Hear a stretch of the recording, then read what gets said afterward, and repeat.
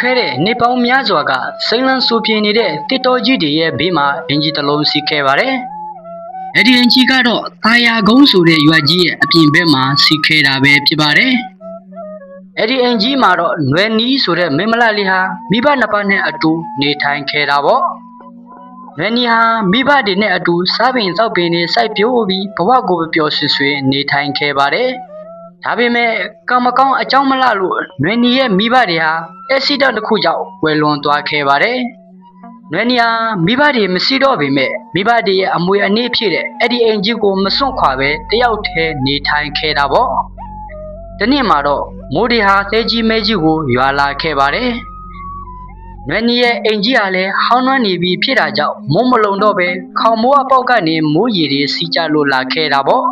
။နွယ်နီဟာခေါင်မိုးပေါ်ကစီးကျလာတဲ့မိုးရေတွေကိုခွက်လေးတစ်လုံးနဲ့ခံခဲ့တာပေါ့။နွယ်နီဟာမိုးကြီးကဘတော့များမှတိတ်မလဲဆိုပြီးအပြင်ကိုထွက်ကြည့်ခဲ့တာပေါ့။ဒါပေမဲ့လည်းမိုးကြီးဟာတော်ယုံနဲ့ဆဲမဲ့အနေအထားမဟုတ်ပဲကောင်းငင်ကြီးတစ်ခုလုံးကမဲမောင်းနေပြီးလက်စီးတွေကလည်းတစ်ဖြတ်ဖြတ်လဲလို့နေခဲ့တာပေါ့။နွယ်နီဟာအိမ်အပြင်ဘက်ကိုအာယုံရောက်နေချိန်မှာပဲတကားခောက်တန်တဲ့အတူရုတ်တရက်တကားကပွင့်လာခဲ့ပါတယ်။နွယ်နီဟာအသံလာရာအိမ်ရှိဘက်ကိုလမ်းကြည့်လိုက်တဲ့အချိန်မှာတော့ဘောင်းမီစီသာဝတ်ထားပြီးအပေါ်အင်ဂျီမပါတဲ့တာအေးကိုတွေ့လိုက်ရပါတယ်။ဒီချိန်မှာနွယ်နီကချစ်ကျမအိမ်ကိုဘာလို့လောက်တာလဲမိမသားတယောက်တည်းနေတဲ့အိမ်ကိုသစိမ်းယောက်ျားတယောက်မလာသင့်ဘူးဆိုတာရှင်မသိဘူးလားချစ်စီကလည်းရက်နက်နန်းဟောင်းနေတာပဲဒီချိန်မှာတာအေးကမိုးရေရမ်းရွာနေတာဆိုတော့နေတယောက်တည်းကြောက်နေမှာဆိုလို့ပါငါအဖော်လာလုပ်ပေးတာလေမလိုပါဘူးချင်းပြန်သွားလိုက်ပါတော့နွယ်နီရဲ့စကားဆုံးတာနဲ့ပဲတာအေးဟာနွယ်နီရဲ့အနာကိုကတ်သွားပြီးနွယ်နီကိုအတင်းဖက်ထားခဲ့လိုက်ပါတယ်။နွယ်နီကလည်းအတင်းယုံပြီးပါးစပ်ကလည်းအကျယ်ကြီးအော်ပြီးအကူအညီလမ်းတောင်းနေခဲ့တာပေါ့။ဒါပေမဲ့လည်းနွယ်နီဟာဘလို့မှယုံလို့မရနိုင်တာမကပဲနွယ်နီရဲ့အိမ်ဟာရွာပြင်ဘက်မှာရှိနေတာကတကြောင်မိုးရီသဲထန်နေတာကတကြောင်ဆိုတော့နွယ်နီရဲ့အတန်ကိုဘသူကမှမကြားနိုင်ခဲ့ပါဘူး။တာအေးကလည်းရလာခဲ့တဲ့အခွင့်အရေးကိုလက်လွတ်မခံပဲအကုန်သာယူနေခဲ့တာပေါ့။နွယ်နီရဲ့အပြိုစေပွားလေးဟာတာအေးလက်ချက်ကြောင့်မိုးရီတွေနဲ့အတူပျက်စီးသွားခဲ့ရပါတယ်။နွယ်နီကလည်းငိုယုံမှတပါဘာကိုမှမတနိုင်တော့ပါဘူး။အဲ့ဒီနောက်မှာတော့တာအေးဟာမိုးမလေးခင်မှာပဲရွာထက်ကိုပြန်သွားခဲ့လိုက်ပါတယ်။နွယ်နီဟာအဆဲအကြောက်ကြီးသူဖြစ်တာကြောင့်ဒီအကြောင်းကိုဘသူ့ကိုမှပြန်မပြောရဘူးဆိုတာကိုတော့တာအေးကကောင်းသိနေခဲ့တာပေါ့။မနေ့ရောက်လို့မိုးစစင်လင်းတဲ့အခါမှာတော့နွယ်နီဟာရွာထဲမှာရှိတဲ့အတော်အိမ်ကိုသွားဖို့ရွာထဲကိုဝင်လာခဲ့ပါတယ်။ရွာထဲကိုသွားတဲ့လမ်းမှာပဲတာအေးတို့အဖွဲ့ဟာဝိုင်းတယ်နေခဲ့ပါတယ်။နွယ်နီကလည်းတာအေးတို့ကိုမကြည့်ပဲမသိသလိုနေပြီးဆောက်သွားခဲ့တာပေါ့။နွယ်နီဟာအတော်အိမ်ကိုရောက်တဲ့အခါမှာတော့အတော်ကိုမတွေ့ရပဲအတော်ရဲ့ယောက်ျားဖြစ်တဲ့ဥပထွန်းနဲ့တွေ့ခဲ့တာပေါ့။ဒီအချိန်မှာဥပထွန်းကဘာကိစ္စရှိလို့လဲဒူမကြီးရဲ့အတော်ကရွာထဲသွားတယ်ကွအိမ်ထဲဝင်ဆောင်နေလေမကြခင်သူပြန်လာတော့မှာပါဟုတ်ကဲ့ရှင်သမီးဆောက်လိုက်ပါမယ်မကြခင်မှာပဲအတော်ဖြစ်သူကပြန်လာခဲ့ပါတယ်အတော်ဖြစ်သူဟာနွယ်နီကိုတွေ့တဲ့အခါမှာတော့တူမလေးပါလားဘာကိစ္စရှိလို့လဲကွအတော်စီကိုမလာတာကြပြီနော်ရွာပြင်ကအိမ်မှာနေတာရောအဆင်ပြေရဲ့လားကွအဲ့ဒီကိစ္စပြောမလို့ရှင်သမီးအတော်တို့နဲ့လာနေခြင်းလို့ရှင်သမီးရွာပြင်ကအိမ်မှာမနေချင်တော့ဘူးအေးလာခဲ့လေအတော်လဲအဖော်ရတာပေါ့ကွမင်းညာသူဖြစ်ဖြစ်ခဲ့တာတွေကိုဆက်တာတစ်ခုတည်းနဲ့ဘသူကိုမှမပြောပြခဲ့ပါဘူးမင်းကလည်းအတော်နဲ့အတူနေထိုင်ခဲ့တာပေါ့ဒီလိုနဲ့နေလာခဲ့ရင်တရက်မှာတော့အတော်ဖြစ်သူမရှိတော့အတော်ရဲ့ယောက်ျားဖြစ်တဲ့ဥပထွန်းကမင်းလေးရဲ့အဲ့ရဘက်ဘေးကိုရောက်လာခဲ့ပါတယ်မင်းကလည်းအိပ်ပျော်နေခဲ့တာကြောင့်ပဲဘာကိုမှမသိခဲ့ပါဘူးဥပထွန်းကတော့နွယ်နီလေးရဲ့ခြေအစခေါင်းအဆုံးဒီကိုယ်လုံးကိုကြည့်ပြီးတရေတမျှမျှကြလို့နေခဲ့တာပေါ့ဒီချိန်မှာပဲနွယ်နီလေးဟာရုတ်တရက်နိုးလာခဲ့ပါတယ်နိုးလာတဲ့အချိန်မှာတော့ဥပထွန်းဟာကိလေသာအကြည့်တွေနဲ့နွယ်နီကိုကြည့်နေတာကြောင့်ပဲနွယ်နီဟာအလွန်ကြောက်လန့်သွားခဲ့တာပေါ့ဒီအချိန်မှာနွယ်နီကဦးလေးဘာလုပ်တာလဲဦးလေးမယုံပါနဲ့နော်နွယ်နီရဲ့စကားမဆုံးခင်မှာပဲဥပထွန်းဟာသူ့ရဲ့ဆန္ဒကိုသိက္ခာနဲ့မထိန်နိုင်ပဲနွယ်နီလေးကိုအာဓမပြုကျင့်ခဲ့လိုက်ပါတယ်နွယ်နီရဲ့ဘဝဟာကြားကြောက်လို့စင်ကြီးကိုစင်ကြီးကြားတဲ့ဆိုးဆိုတဲ့စကားပုံလိုဖြစ်နေခဲ့တာပေါ့ဒီအချိန်မှာဥပထွန်းကနေ့တော့ကိုပြောင်းပြောနေနော်ပြောင်းပြောလို့ကတော့စီပြီးသား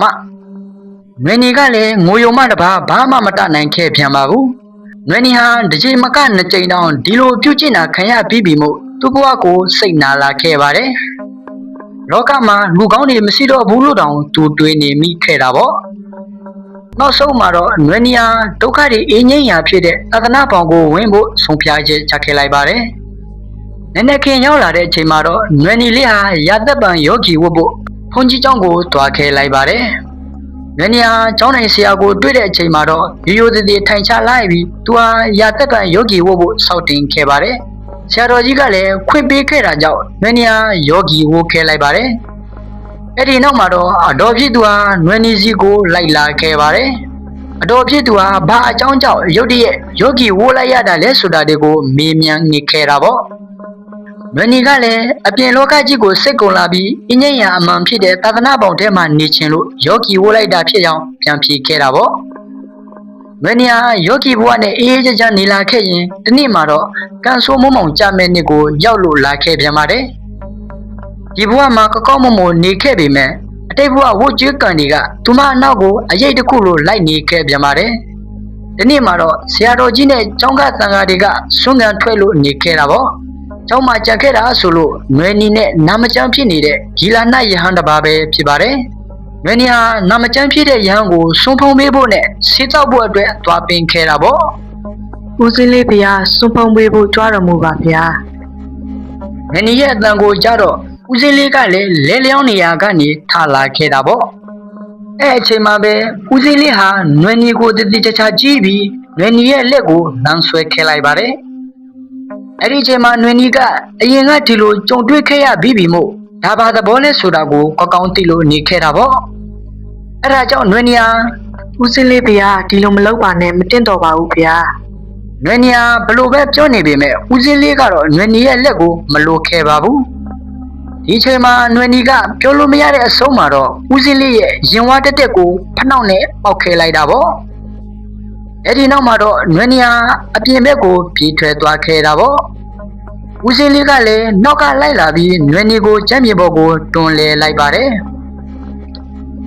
အဲ့ဒီနောက်မှာတော့ဦးစင်းလေးဟာအဘေးမှာတွေ့တဲ့ချိုးတစ်ချောင်းကိုကောက်ယူလိုက်ပြီးနွေနီရဲ့လက်ပင်ကိုပတ်ခဲလိုက်ပါတယ်ခဏကြာမှတော့နွေနီဟာအသက်ဆူမွားတော့ပဲတည်သွားခဲ့ပါတယ်ဦးစင်းလေးကလည်းသူ့ရဲ့လောက်ရတဲ့ပေါ်မှာဆိုလို့နွေနီရဲ့အလောင်းကိုဘုန်းကြီးကျောင်းရဲ့ဘေးမှာရှိတဲ့တောတန်းလေးမှာသွားမြုပ်ထားခဲ့လိုက်ပါတယ်နွေနီဟာတည်သွားခဲ့ပေမဲ့မကျင်တဲ့အညိုးတွေကြောင့်ပဲမချွတ်မလွတ်နိုင်ပဲတရေဘဝကိုရောက်စီလို့သွားခဲ့ပါတယ်နွေနီဟာတရေဘဝရောက်စီသွားပေမဲ့သူ့ရဲ့ဘဝကိုမှတ်မိပြီးတဆုပ်ဆုပ်ငိုကြွေးလို့နေခဲ့တာပေါ့ငိုပြီးလို့ခဏကြာမှတော့နွေနီဟာလူဘဝကမလုပ်ခဲ့ရတာတွေကိုတရေဘဝမှာပြန်လုပ်မယ်လို့တွေးပြီးသူ့ဘဝကိုဖြစ်စီခဲ့တဲ့သူတွေကိုပြန်စဖို့ဆုံးဖြတ်ချက်ချခဲ့လိုက်ပါတယ်အဲ့ဒီနောက်မှာတော့နွေနီဟာအချိန်ဆိုင်မနေတော့ပဲအမောင်တူရဲ့အကောင်းဆုံးအချိန်ဖြစ်တဲ့ညတကောင်ရံအချိန်မှာတာအေးရဲ့အိမ်ကိုတွားခဲလိုက်ပါတယ်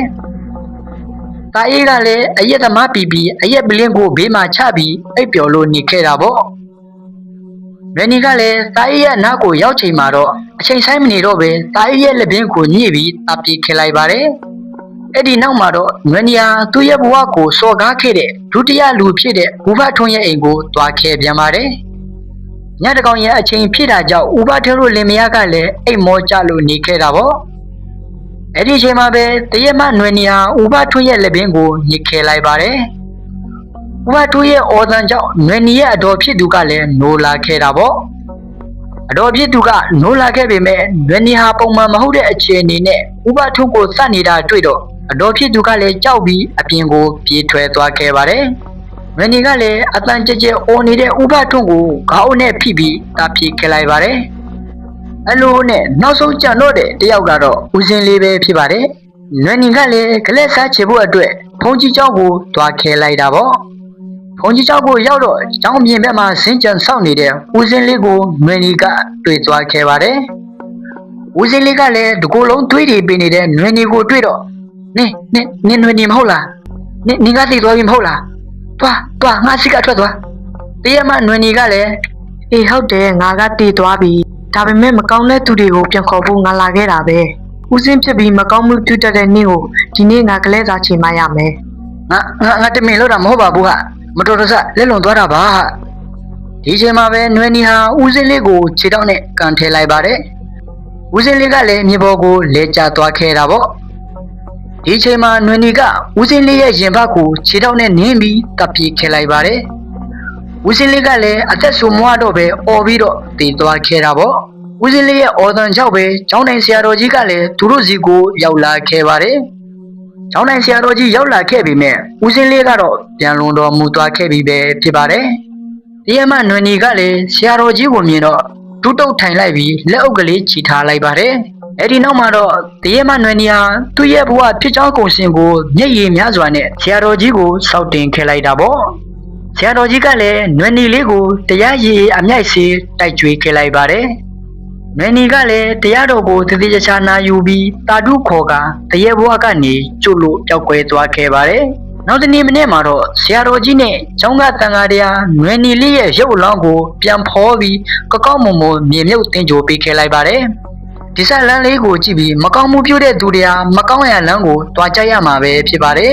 နွယ်နီလေးကတော့ကောင်းအောင်နေခဲ့ပေမဲ့ဒီလိုအဖြစ်ဆိုးနဲ့ကြုံတွေ့ရတာဟာအတိတ်ကပြုခဲ့မှုတဲ့အကုသိုလ်တွေကြောင့်ပဲဖြစ်မယ်လို့ယူဆရပါတယ်အဲ့ဒါကြောင့်မိတ်ဆွေတို့လည်းငါးပါးသီလကိုစောင့်တည်ရင်ကောက်မုံမုံနေထိုင်သွားနိုင်ကြပါစေလို့ချွတ်မုံကောင်းတောင်းရင်ဒီနေရာမှာပဲအဆုံးသတ်လိုက်ရပါတယ်ဗျာတယောက်ချင်းစီတိုင်းကိုကျေးဇူးအထူးတင်စီပါတယ်ခင်ဗျာ